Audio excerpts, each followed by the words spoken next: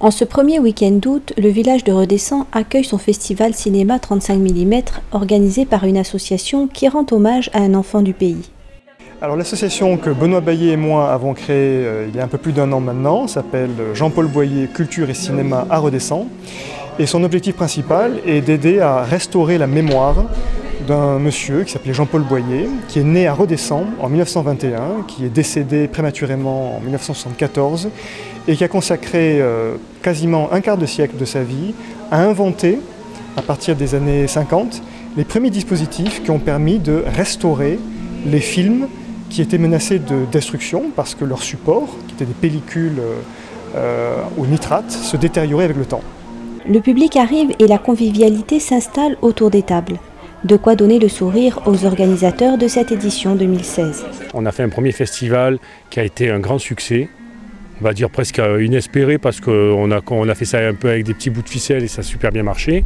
Et là donc cette année, voilà, on est le 5 août et deuxième festival qui démarre. Donc il y a un petit peu de vent, il fait quand même bon. On a déjà des gens qui boivent la cuvée Jean-Paul Boyer qui a été faite par le cellier du Bon-d'Avin, la cave du village. Et voilà, et tout démarre. Donc ce soir, on a le premier film, c'est Le Salaire de la peur, avec Yves Montand, le film qui a été tourné dans le Gard, à la Baume et à la Bambouserie d'Anduze.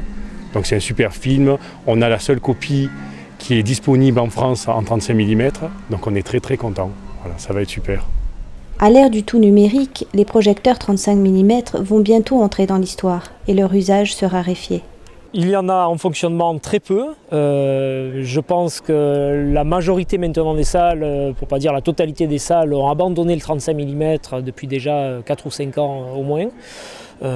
Quelques salles encore en France ont un projecteur. Les cinémas qui ont plusieurs salles, en général, n'ont plus qu'une seule salle d'équiper.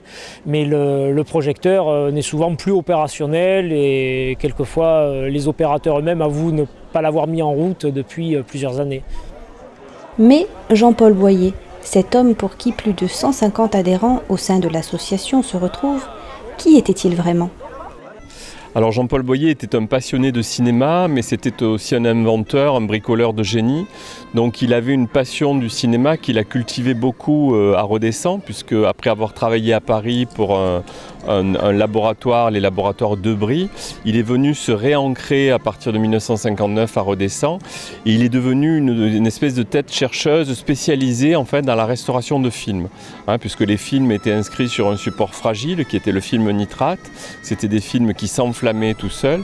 Et donc on a confié effectivement, Henri Langlois, le directeur de la Cinémathèque française, a commencé à confier à Boyer donc des films à restaurer, notamment le catalogue de tous les films Lumière. Et petit à petit, Boyer a trouvé le matériel, a inventé les machines nécessaires à la restauration de ces films muets sur support nitrate, donc qui reportaient sur un support pérenne, de façon à les conserver, à les transmettre aux générations futures. Voilà, mais cette personnalité de Boyer est une personnalité multiple, c'est-à-dire il y a non seulement le restaurateur de films, mais c'était aussi un réalisateur de films d'animation, et c'était un inventeur. Il a déposé plusieurs brevets à l'INPI, l'Institut national de la propriété industrielle, et notamment une machine qui était destinée à dessiner des films d'animation beaucoup plus rapidement que ce qui était le cas jusqu'alors. Donc par exemple un personnage qui évolue, qui avance dans une rue, lui dessinait le premier dessin et le dernier, et la machine faisait le mouvement, et donc c'était un gain de temps et un gain d'argent très précieux, et il a porté à bout ce projet-là. Malheureusement il n'a pas réussi à le commercialiser lui-même et l'invention est tombée un petit peu en désuétude, mais c'était effectivement un inventeur, un bricoleur de génie, toujours à trouver des solutions par rapport aux problèmes qui lui étaient posés par des cinéastes, des conservateurs, des historiens, etc. Donc voilà, il a laissé cette trace, ce souvenir comme un inventeur de génie, quelqu'un qui était avant tout un passionné de cinéma et qui avait envie de sauver cette mémoire cinématographique de façon à la transmettre aux générations. À n'en pas douter, de nombreux autres passionnés viendront rejoindre dans les années qui viennent l'association redessannaise. À l'image de Jean-Paul Alexis, pour qui cela était une évidence. Alors il y a plusieurs raisons, si vous voulez. Dès que j'ai connu ce projet, puisque pour moi Jean-Paul Boyer c'était le cinéaste de Redescend, celui dont on allait voir les films, pas les siens, dans la salle qu'il avait créée. Et puis j'ai découvert un jour par hasard, en allant à Paris, le court-métrage qu'on va voir ce soir. Puisque à l'époque, au ciné, il y avait des courts-métrages au début. Hein, et je vois la première image, l'horloge de Rodessin. Je dis merde, Rodessin, c'est pas vrai, qu'est-ce que ça fout là? Et c'était en fait le film qu'on va voir ce soir qui montrait les travaux de Boyer dans son laboratoire. Et donc lorsque Aurélien et Benoît ont créé cette association, j'ai adhéré tout de suite parce que bon, la culture pour moi c'est fondamental. Et notamment l'image. Hein, voilà, donc, et puis si un Redessin était mis à l'honneur, ben, c'est peut-être pas plus mal, quoi. Hein.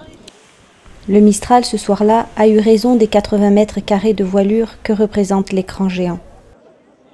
Le public compréhensif a pu tout de même profiter du spectacle. Et comme au bon vieux temps, les actualités précèdent le film, avec une archive sur les travaux de Jean-Paul Boyer.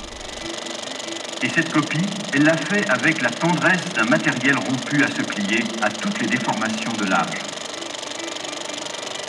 Les images desséchées, raidies, ou au contraire, entrées en liquéfaction. Allez, on vous laisse entre les mains d'un autre passionné du 7e art, Anthony, pour la projection du Salaire de la peur, de Henri-Georges Clouzot. Bon film et rendez-vous en 2017 avec l'association Jean-Paul Boyer, Culture et Cinéma de Redescend. Vous contenterez d'un boulot comme ça, réservé aux électeurs.